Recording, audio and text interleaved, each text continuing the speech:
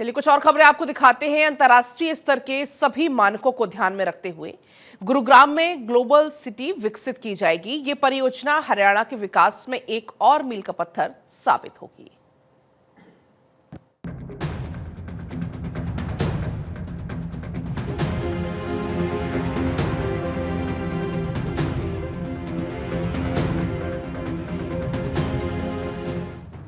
मुख्यमंत्री नायब सिंह सैनी ने गुरुग्राम में ग्लोबल सिटी की साइट पर निवेशकों के साथ बैठक की।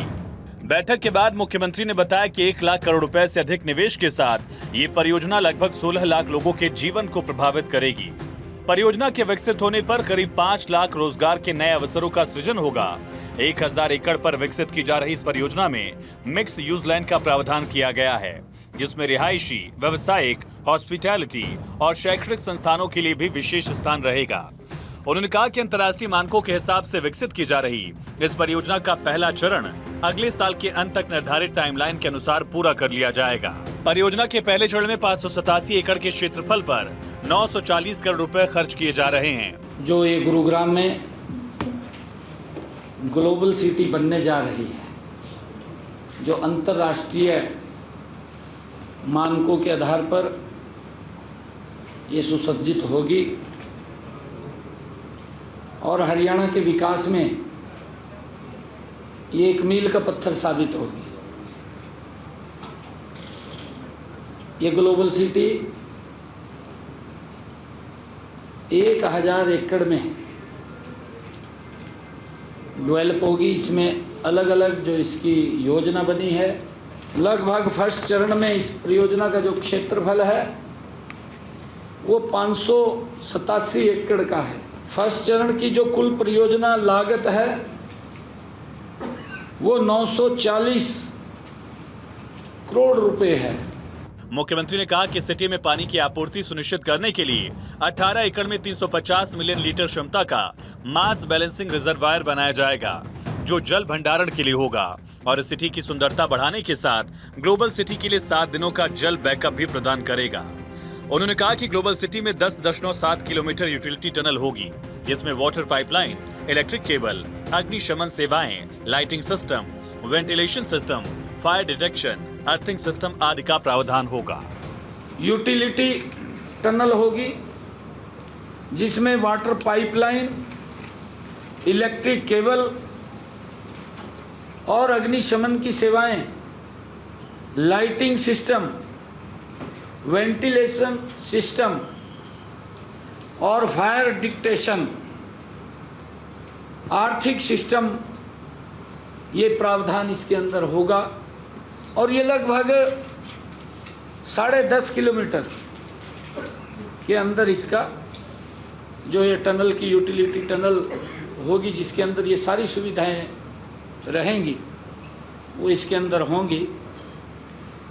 इस ग्लोबल सिटी में जो पानी की आपूर्ति को सुनिश्चित करने के लिए 18 एकड़ में एक 350 मिलियन लीटर क्षमता का मास बैलेंसिंग रिजर्वायर बनाया जाएगा। नायब सिंह सैनी ने कहा कि पर्यावरण संरक्षण के अंतर्गत पूरी परियोजना में ग्रीन एरिया का भी विशेष ध्यान रखा गया है। ग्लोबल सिटी का तापमान गुरुग्राम शहर से कम रहे, इसके लिए ग्लोबल सिटी में लगभग 125 एकड़ पर ग्रीन जोन प्रस्तावित है। उन्होंने ग्लोबल सिटी की कनेक्टिविटी की विशेषताओं पर प्रकाश डालते हुए कहा, ग्लोबल सिटी की दिल्ली अंतर्राष्ट्रीय हवाई अड्डे से 30 मिनट, रेलवे स्टेशन से 20 मिनट, हेलीपोर्ट और मल्टी मॉडल ट्रांजिट हब से मात्र 10 मिनट की दूरी रहेगी। वहीं एनपीआर, एसपीआर, सीपीआर समेत राष्ट्रीय राजमार्ग 48 से इसकी कनेक्टिविटी रहेगी। मुख्यमंत्री ने बताया कि इस प्रोजेक्ट को लेकर 14 बड़े निजी समूहों Macrotech Lodha, DLF Adani, RMZ, L and T Realty, Signature, Eldeco, Hero Realty, Unity Westech, Prestige Construction, JLL, CBRE और एएसएफ से सुझाव भी लिए गए। मुख्यमंत्री के सामने ग्रुप्स के प्रतिनिधियों ने ग्लोबल सिटी को लेकर अपनी रुचि जाहिर की। मुख्यमंत्री ने बैठक में मिले सुझाव को लेकर संबंधित अधिकारियों को जरूरी दिशा निर्देश भी दिए। इस ग्लोबल सिटी में पर्यावरण का भी विशेष ध्यान रखते हुए लगभग 125 एकड़ पर ये ग्रीन जोन ये बनेगा। इसमें जो पौधे लगेंगे, जिसकी मैंने बात की है कि टेम्परेचर को मेंटेन रखेगा, इसकी सुंदरता के लिए जो प्रमुख हमारे मेंबरान थे इस ग्लोबल सिटी में, वो सभी पार्टिसिपेशन के लिए और यहाँ उन्होंने आकर के उसमें सुझाव भी उन्होंने दिए हैं। उनके सुझाव भी हमने लिए हैं कि जो और इसमें क्या अच्छा कर सकते हैं, भी हमने सुझाव लिए हैं। तो इसके अंदर अगर कोई सिंगल पार्टी भी आना चाहे, कोई व्यक्ति आकर के कहे कि मैं इसको डेवलप कर सकता हूं, तो सिंगल व्यक्ति के लिए भी हमने कहा है और मल्टीपल के लिए भी कहा है। बैठक में उद्योग एवं वाणिज्य विभाग के प्रधान सचिव D Suresh, chief coordinator Sunil Sharma ने पीपीटी के माध्यम से ग्लोबल सिटी के विभिन्न पहलुओं के बारे में बताया। मुख्यमंत्री ने ग्लोबल सिटी की साइट का अधिकारियों के साथ निरीक्षण भी किया। मुख्यमंत्री और अन्य विशिष्ट जनों ने पौधारोपण कर पर्यावरण संरक्षण का भी संदेश दिया। भारत 24 के लिए चंडीगढ़ से डॉक्टर थानेश्वर शर्मा की रिपोर्ट।